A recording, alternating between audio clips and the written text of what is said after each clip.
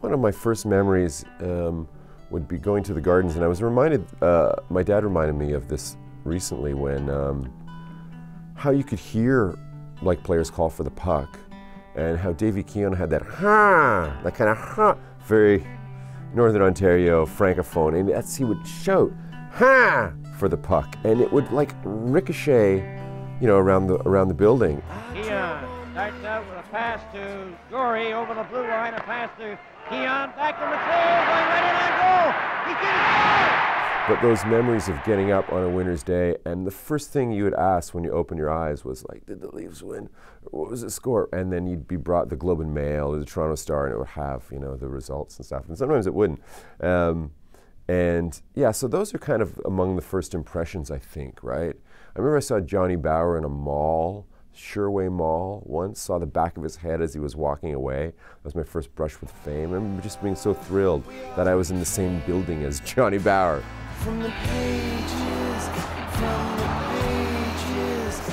I really kind of came of age as a hockey fan in the early 70s and mid 70s, following the Leafs. And it was a good time to get into hockey, I think, partly because of the nature of those teams, the nature of the hair, you know, the nature of the, you know, the character and style of the players. You know, you had Boris Salming, who was really the first strange player to really, because he was from elsewhere. He looked differently, he skated differently.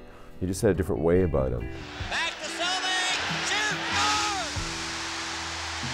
score! He had, you know, the popcorn kid, Mike Palmatier in net. Nyrock shoots with another shot. Oh, what brilliant goaltending by Palmatier. You had Daryl Sittler and his great hair. You had Tiger. His contribution goes without saying. The great post-goal celebrations. Errol Thompson from Prince Edward Island, and Lanny. Now Turnbull clears it ahead to McDonald. McDonald right in, shoots, he scores! McDonald wins it! The Leafs win it! And the Leafs win it! It was comic book hockey in a lot of ways because these characters were so large, and they were good teams too. Ultimately ill-fated, like every other Leafs team post-67. Ned, I told you not to ring this phone. I hated Harold Ballard. You know, he was the poison. You know, I thought he was the poison that had affected and resulted in all these years of, you know, winless seasons. It just turned out he really wasn't the poison, because it's not like the Leafs necessarily improved, or actually have won a Stanley Cup since he died or was deposed. But it's remarkable when you think of the bunker now, when you think of what ownership is in sports now. I'd just soon hit them a good kick in the ass as have them say something like that. He hid behind nothing, which I think was, in a way, kind of part of his charm, but also part of his failings as well. And he was, I mean, he was a madman. He was insane. Crazy, remarkable figure of Canadian life. But Cornell stole it, came back in. Cornell and Clark, Wendel Clark, When Wendel came, he was just this really, you know, this great prairie kid with a really, like an honest work ethic. He worked hard every shift. You know, he came and he portended this time where he would almost revive that dormant era. In Leafs hockey, certainly, you know, the Conn Smythe era. If you can't beat him in the alley, you can't beat him in the rink. Clark and Colbert are going at it, throwing hard punches at each other. Big man, you're fast on the water. Big shot! Whoa! Clark is nailing it so big man. Clark connects with a good right hand. Oh! Clark places him.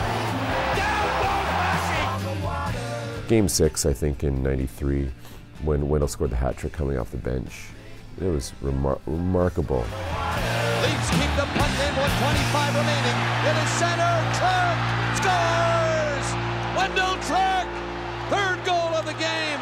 You just sort of sense that with him, even if the team lost, and they ultimately did, it wouldn't be for lack of intensity and will and effort. I think that's an important way. It's a good life lesson too, right? You're not always going to succeed. You're going to fail a lot. But if you fail, you know, at 100%, then there's nothing that anyone can take away from you. And if you can find a person or a player that embodies those elements, then it's somebody that you're going to be devoted to forever. And that's why they're lifelong fans of him, of Wendel for sure. And when you know, he walks into a room, or when he shows up the Air Canada Centre, you know, the ovation is as large for him as it would be for any player. It's Toronto at its finest when the Leafs are in the playoffs, for sure. It takes a little bit of work to get us to that kind of wild place. And the Leafs trigger that in people. And not enough people have experienced it, sadly.